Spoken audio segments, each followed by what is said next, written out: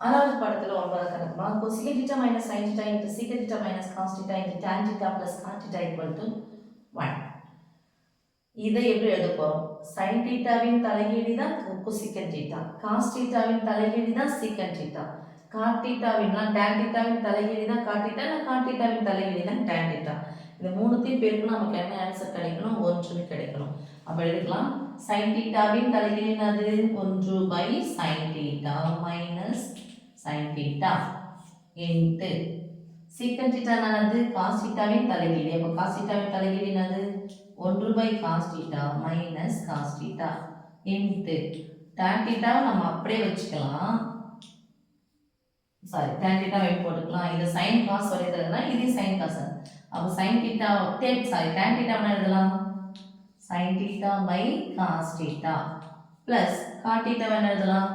cos theta by sin theta. சில 11th போனீங்க அப்படின்னு சொன்னா முக்கோணவியல் பாடம் வந்து 3வது பாடம் ஃபுல்லா இருக்கு. அவ்வளோ சம்ஸ் இருக்கு. இதை தெரிஞ்சுக்கிட்டீங்கன்னா இதை தாண்டி வேற எதுவும் வரப்போறது கிடையாது. கொஞ்சம் அந்த டிகிரிலாம் வரும்.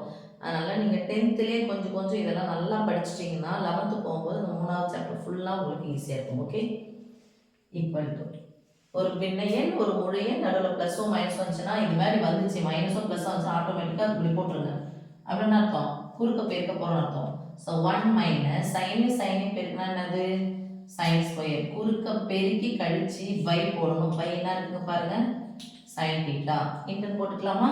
இந்த பிராக்கெட் எடுத்து இன்டர் போடலாம். இங்க 1 மைனஸ் காசிங் பெருக்குனா cos pi theta pi cos theta into நடுவில் ப்ளஸ் மைனஸ் இருக்குதுன்னா பகுதிகளை பார்க்கணும். பகுதிகள் ஒரே மாதிரி இருக்குன்னா வேற மாதிரி இருக்குது. வேற மாதிரி தான் ரெண்டுத்தையும் பெருக்குங்க. பை போட்டுக்கோங்க. Cos theta into sin theta. அதாவது இங்கே சைன் தீட்டா இருக்குது, காஸ் தீட்டா இல்லை. காஸ் தீட்டாவில் எங்கே பெருக்கணும்? இங்கே பகுதியை பெருக்கணும் என்ன பண்ணணும்? தொகுதியை பெருக்கணும். அப்போ எப்போ ரெண்டுத்தையும் பெருக்கணும்? அப்போ என்ன பண்ணணும்? குறுக்க பெருக்கணும். அப்போ சைனி பெருக்கினா சைன் ஸ்கொயர் தீட்டா ப்ளஸ் காசி பெருக்கினா காஸ் ஸ்கொயர் தீட்டா. இது மாதிரி சம்மந்தமே இல்லை வந்துச்சுன்னா இது மாதிரி ஒரு சிம்பிள் போட்டிங்கன்னா குறுக்க பெருக்கணும் உங்களுக்கு தெரிஞ்சிடும் அப்படியே. ஓகே, ஈக்குவல் டு 1 இருக்குது சைன் ஸ்கொயர் இருக்குது. யார் இல்லை? காஸ் ஸ்கொயர் இல்லை.